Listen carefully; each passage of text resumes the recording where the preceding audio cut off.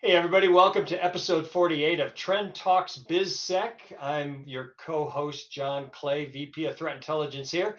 Joining me again is Greg Young, VP of Cybersecurity at Trend.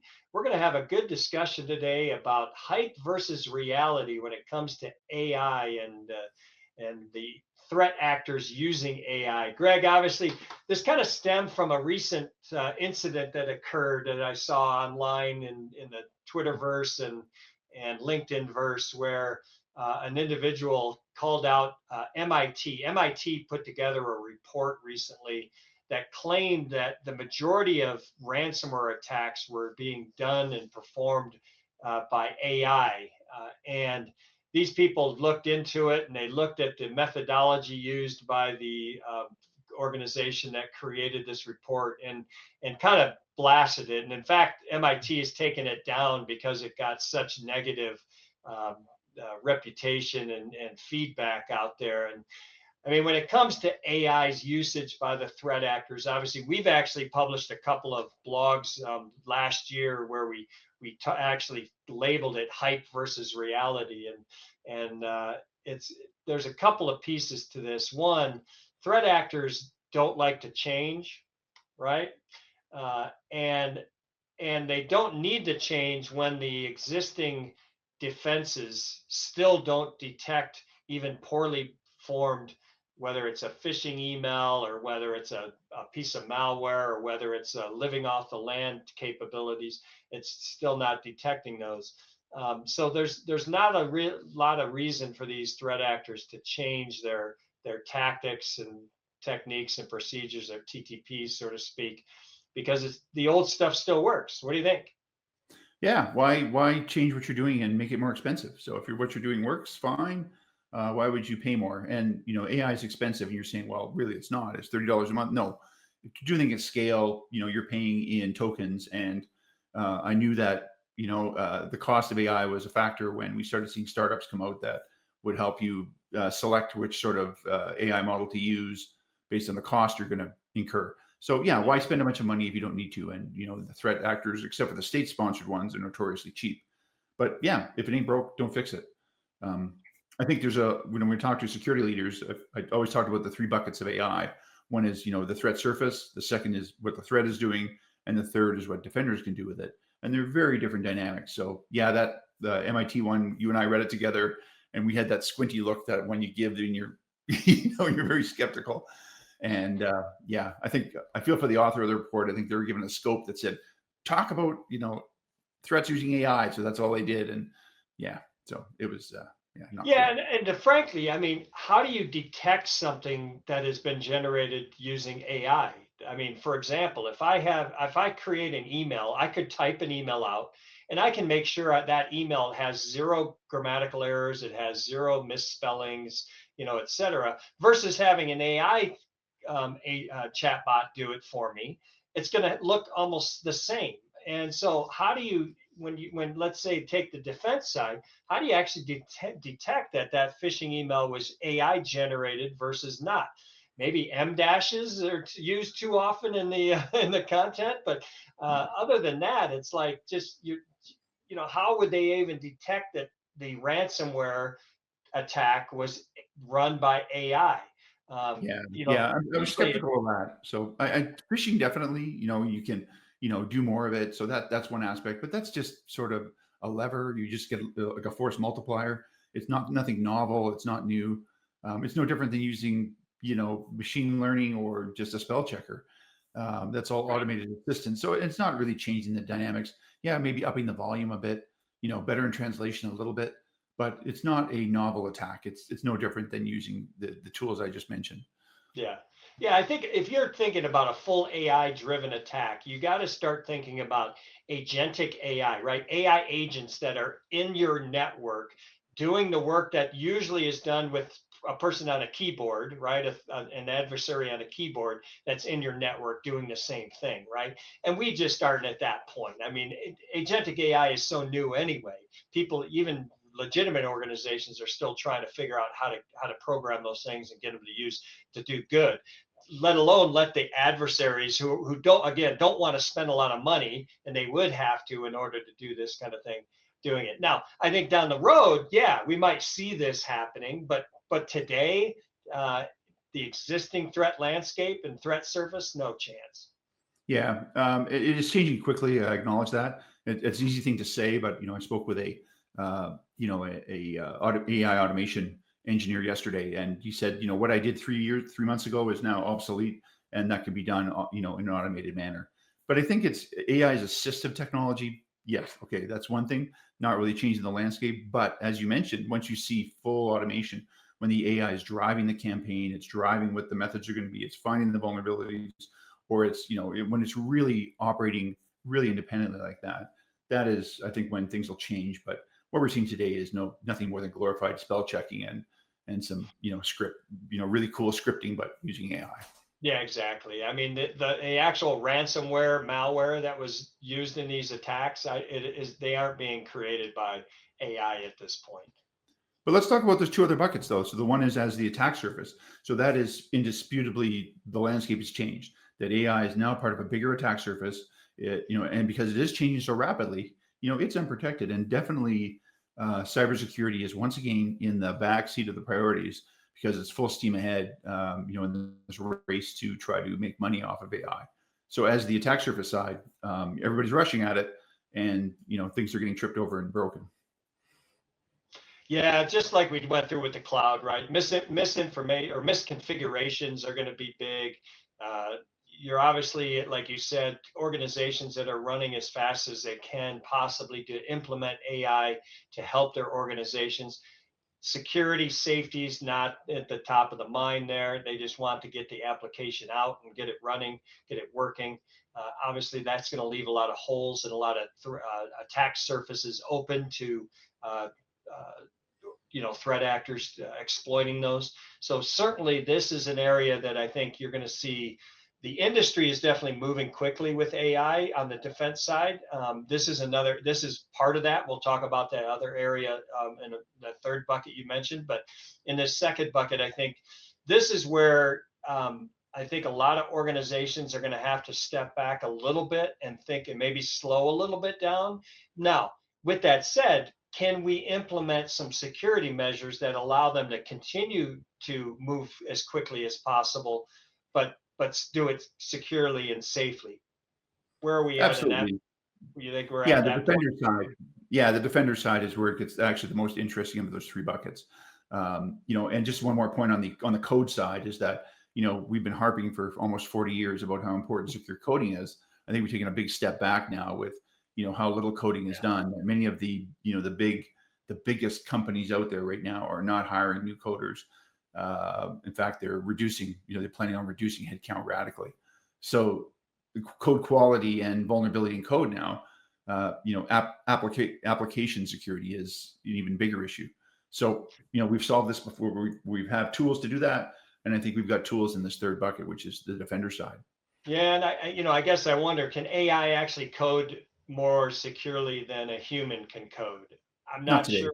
Not Yeah, I today. don't know if we're at that point yet, right? No, it's pretty sloppy right now by all accounts. So definitely it's going to improve, but only once code quality and security matters. So there have been improvements, but we're still a long way off. And it's just also the human element when you get collisions and making changes and just how fast things are moving in the coding world right now. So yeah, I think it's the speed and it's because it's a new approach. Security is seen to be not a priority.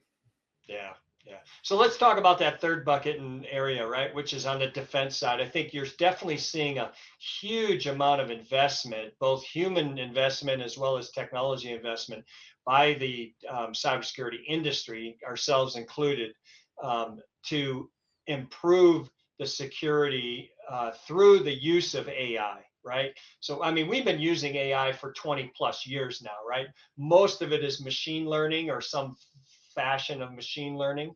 But Right. certainly we've been implementing generative AI and now agentic AI into our platform to help organizations improve their posture, their security capabilities, right?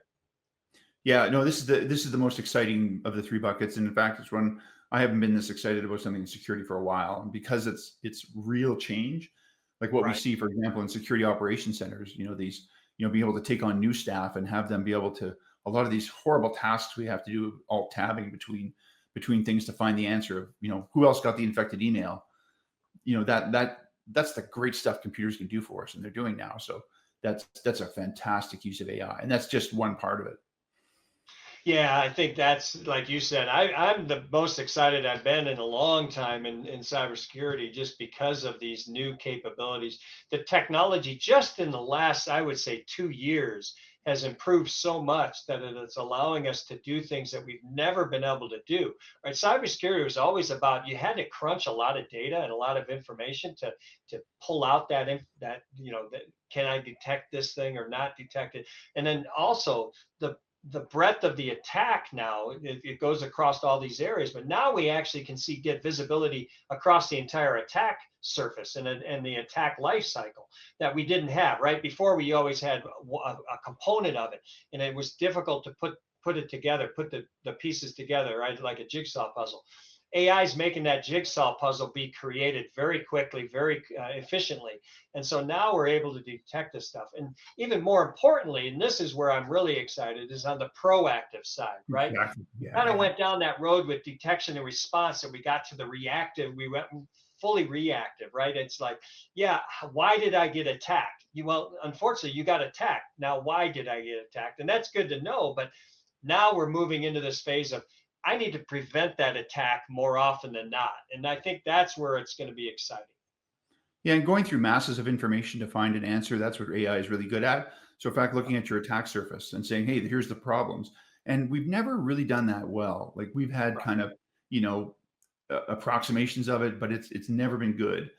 We've been in the situation where the margins between the bad guy's speed and our speed to react is so razor thin. It's like, we're both Formula One fans. Yeah. The margins are so narrow there. But, this is the case where we have some change in the technology that can give us a huge leap forward. And I think that proactive side, you're absolutely right there. The fact that we can look ahead of time and saying, hey, look, the bad guys are going to hit us. In fact, they're going to hit us probably right here based on what we've seen them do or what we think they're going to do. And to be able to do digital twin models to war game this. This is the stuff we've only dreamed about in the past, and we can do it today. So this is cool stuff. Be able to get Yeah. ahead, find the open doors, find the open windows, know what the bad guys are doing elsewhere and say, they're going to come through this window. This is what they're doing.